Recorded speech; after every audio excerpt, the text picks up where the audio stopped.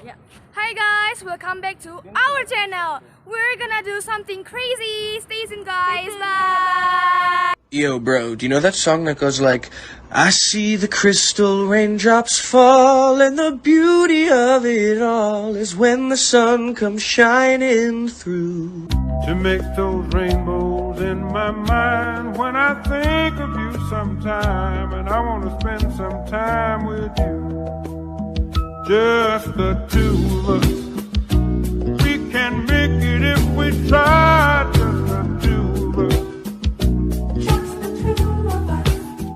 Jadi guys, di sini kami akan mewawancarai seorang pekerja yang berada di sini. Jadi Pak, bagaimana cara Bapak Soekarno ini datang ke sini Pak? Dia itu diasingkan dari dijemput dari kota Yogyakarta menuju kemari itu melalui pesawat tempur, melalui udara. Dia diasingkan di sini 3 orang, Haji Agus Salim, Sultan Syahrir, dan beliau sendiri. Kapan Soekarno diasingkan ke sini Pak? Tepatnya pada tanggal 22 Desember 1948 pada masa agresi militer kedua dengan tujuan Belanda untuk keamanan negara. Padahal beliau hanya untuk dieksekusi nanti seperti itu. Yang ketiga, mengapa tempat ini menjadi pilihan waktu itu? Jadi dulu tempatnya sangat strategis. Dan dulu di sini dan bangunan ini juga bangunan lama. Ini dibangun oleh seorang perwira Belanda, dibangun pada tahun 1719. Dan kawasan ini dulunya itu hanya hutan pinus. Dan ini area ini dikelilingi dengan pagar kawat berduri, dijaga 6 orang tentara Belanda dengan senapan laras panjang. Jadi ini mungkin tempat yang paling strategis menurut Belanda untuk mengasingkan beliau di sini. Jadi dulu di sini udara sejuk ya Pak? Iya. Kegiatan Soekarno selama di pengasingan ini apa Pak? Kegiatan beliau itu tidak banyak. Dia hanya membaca buku, bersenda gurau atau berbincang dengan rekannya yang diasingkan juga, dan juga berbincang dengan para Belanda. Dan dia juga suka menulis, terutama beliau lebih suka di gazebo itu sambil memandang tanamannya yang ini. Jadi seperti itu. Jadi dulu tanaman ini sudah tumbuh subur, jadi dia nanti usana. Iya, sudah tumbuh kecil karena dari tangan beliau langsung yang nanam pohon bugenvil ini atau disebut bunga kertas. Terus siapa yang meresmikan patung Soekarno ini Pak? Yang meresmikannya itu Guru Soekarno Putra, yaitu anak beliau sendiri, dan beliau adalah Yayasan Ketua Umum Sejarah Bung Karno. Oke, Pak. Gitu. Selain dari Guru Soekarno ini, siapa aja datang ke sini Pak, anak-anaknya? Tidak ada, hanya beliau yang datang kemari, dan itu peresmian patung ini. Itu pada Cuma tahun, sekali aja di sini Pak? ya, itu pada tahun 2005. Oh. Katanya Soekarno kan diketahui di sini Pak. Itu waktu kapan? Apakah dia sedang menanam atau memang lagi memandang diketahui Soekarno ini di sini Pak? Isu itu melalui isu bahwasanya beliau itu diasingkan di sini, dan terdengar isu itu sampai ke Tanah Karo. Karena kan beliau pada masa agresi militer kedua itu beliau tidak ada di tempat atau di kota Yogyakarta, dan isu itu tersebar luas sampai ke seluruh penjuru tanah air, sehingga para pejuang-pejuang tanah air berbondong-bondong untuk mencari atau untuk mengetahui di mana keberadaan beliau diasingkan. Makanya Tanah Karo ini disebut basis perjuangannya itu Laskar Rakyat, dan beliau dijuluki oleh masyarakat Karo ini adalah Bapak Sirullah, yang artinya lambang kemakmuran rakyat. Seperti itu. Jadi ini dibuat patungnya oleh siapa Pak? Dan di mana? Patung ini dibuat dari Pulau Jawa dan dikirim kemari khususnya untuk biar para wisatawan maupun lokal ataupun luar mengetahui bahwasanya sini ada sejarah beliau. Jadi sengaja patung ini dibuat untuk tujuannya seperti itu, melambangkan bahwasanya beliau itu pernah ada di sini dulunya, seperti itu. Dan di Sumatera ini ada 2 tempat yang diasingkannya. Yang kedua adalah Kota Prapat, tepatnya di ujung Danau Toba. Selain di sini, beliau juga pernah diasingkan di tempat lain, yaitu di Ende dan Bengkulu. Seperti itu. Kalau Pulau Jawanya spesifiknya di mana Pak? Bapak tahu? Saya kurang tahu pasti. Pembuatan patung ini saya kurang tahu pasti, tapi seniman dari sanalah yang membuatnya. Oh ya.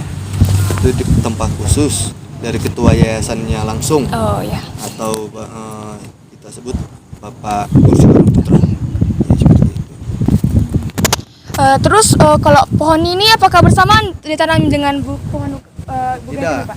tidak. Pohon ini sebelum rumah ini ada, pohon ini duluan sudah ada di sini. Oh, jadi bukan Bapak Soekarno ini yang tanam pohon itu, Pak? Bukan. Oh. Tanaman ini cuma saksi sejarah beliau bahwasanya beliau ada di sini. Oke. Dan usianya mungkin dari ribuan tahun. Dan taksiran tanaman ini tumbuh adalah tahun 1300-an. Seperti itu. Batang beringin, daun cemara di dunia cuma ada 2. Dan ini pohon terlangka. Yang pertama di Swiss, yang kedua di Indonesia, tepatnya di Sumatera Utara. Jadi seperti itu. Bapak tahu mengenai sejarah Soekarno ini dari mana ya Pak? Saya mengetahui sejarah Bung Karno ini karena semenjak saya ditugaskan di sini. Oke. Semenjak saya ditugaskan di sini, suruh merawat area ini sekaligus merawat rumah sejarahnya langsung. Jadi seperti itu. Istri yang pertamanya tahu dia di sini Pak atau istri yang lainnya gitu? Istri-istrinya tidak ada yang tahu, bahwasanya beliau itu diasingkan di sini. Nah, jadi pada masa beliau diasingkan di sini itu kan beliau ada 2 tempat diasingkan di sini. Yang pertama di Tanah Karo, yang kedua di Tanah Bata, yaitu Kota Prapat, Danau Toba. Dan beliau lebih kurang di sana itu 1 bulan atau 2 bulan, menurut sejarah seperti itu. Dan beliau agar para pejuang ataupun pejabat-pejabat atau petinggi negara lainnya mengetahui keberadaan beliau di sana itu, beliau menuliskan sebuah surat melalui tulang ayam. Tulang ayam. Melalui tulang ayam. Jadi dulunya ada asisten beliau pada masa itu untuk menyiapkan makanannya. Beliau makan habis dan ditulislah surat bahwasanya beliau berada di sana, dan agar tidak diketahui oleh kolonial Belanda pada masa itu, beliau menaruhnya di dalam tulang ayam bekas sisa makanan beliau, dan ditaruh ke dalam rantang, dikirimlah ke asisten yang antar makanan beliau, dan dari situ beliau mengkodekan, sampaikan ke yang lain bahwasanya di dalam tulang ayam itu ada sebuah surat. Jadi seperti itu. Dan di Sumatera ini juga beliau pernah mendeklarasikan kemerdekaan. Dan pada masa itu kan Sumatera ini tergolong lambat mendapatkan berita tentang kemerdekaan Indonesia. Karena masa itu tidak ada koran ataupun berita, tapi hanya melalui radio peperangan. Jadi seperti itu. Dan beliau mendeklarasikan langsung di Sumatera ini. Itu tepatnya di Kota Nopan. Beliau di situ 2 hari. Jadi seperti itu. Di dalam ini ada apa aja Pak? Soalnya kan renovasi, jadi kami nggak tahu apa aja di dalam. Di dalam ini hanya ditinggal tempat tidur beliau, ada 2, itu yang original masih terjaga sampai sekarang, dan yang kedua lemari. Jadi yang meja makan ada tepat di belakang tadi, itu replika dan foto-foto beliau pada masa di sini. Seperti itu. Dan di dalam ada 3 kamar, luas bangunannya 10x20 bergaya Belanda atau disebut bergaya Eropa. Bangunan bergaya Eropa ya, seperti itu. Arsitekturnya masih tetap terjaga hingga saat ini. Saya dengar-dengar isunya di sini ada terowongan bawah tanah ya Pak? Ya benar, dulunya sini ada terowongan bawah tanah, dan letaknya sekarang masih misteri. Sampai sekarang ini tidak ditemukan posisinya, letaknya di mana. Dan pada masa saat itu memang benar-benar ada. Dan dulunya itu tempat darurat atau tempat urgent lah untuk para Belanda pada masa perangan di saat itu. Jadi terowongan itu difungsikan sebagai tempat pelarian ke yang lebih zona aman gitu, seperti itu. Kalau pohonnya ini gimana Pak? Apakah satu saat ada nanti penebangan atau pemangkasan gitu? Pohon ini tetap dirawat sampai sekarang karena ini pohon terlangka. Iya, dia juga. Nah, dan di dunia cuma ada 2, satu di sini, satu di Indonesia sendiri. Dan ini tetap seperti ini, tidak ada pemangkasan dan tidak ada penebangan seperti itu. Jadi kamu ditanya. Oh, jadi sekian ini aja Pak yang mau kami tanya. Terima kasih Iya, sudah menjawab sama-sama. pertanyaan saya Pak. Ya. Jadi motivasi saya, kita sebagai anak bangsa harus menjaga sejarah yang ditinggalkan beliau, maupun di kota ini ataupun di kota lain. Iya. Jadi kita bangga kepada beliau, dan beliau itu adalah seorang proklamator ataupun seorang pemimpin negara yang tegas, gagah dan berani. Jadi contohlah seperti beliau untuk membangun negara ini dengan rasa keberanian dan kasih sayang kepada rakyatnya. Seperti itu juga lah harusnya dalam diri kita. Jadi seperti itulah motivasi saya. Terima kasih ya Pak Ya. atas jawabannya yang kami tanya. Iya, sama-sama. Eh,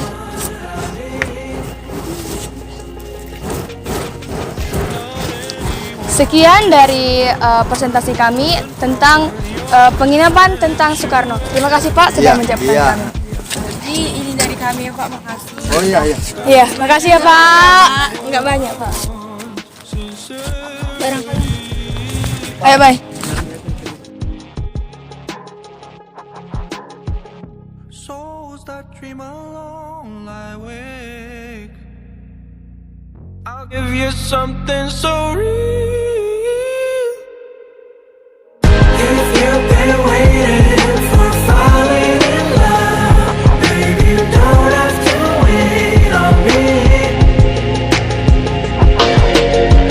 'Cause I've been aiming for heaven above, but an angel ain't what I need.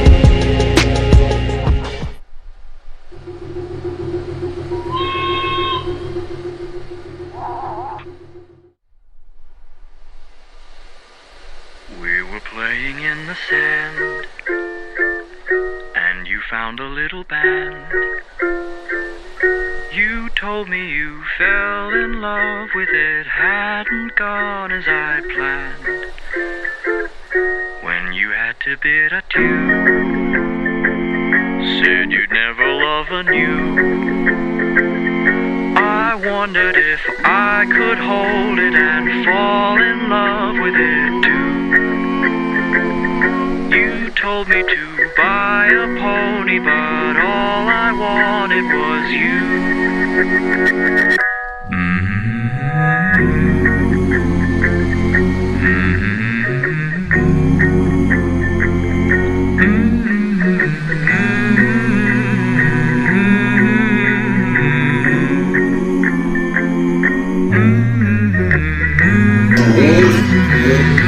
Sumbernya ada dua.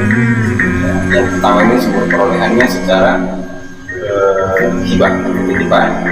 Yang kedua itu sumber perolehan secara sumbangan. Jadi intinya museum pusaka kali ini tidak membeli satu item barang untuk dipamerkan. Ya. Tapi kenapa gereja ini yang jadi museum? Kenapa nggak dibangun? Oke, pertama untuk membangun sebuah museum ini biayanya nggak sedikit ya. Memulai ini nominalnya cukup banyak. Nolnya itu ada sampai 9, ya.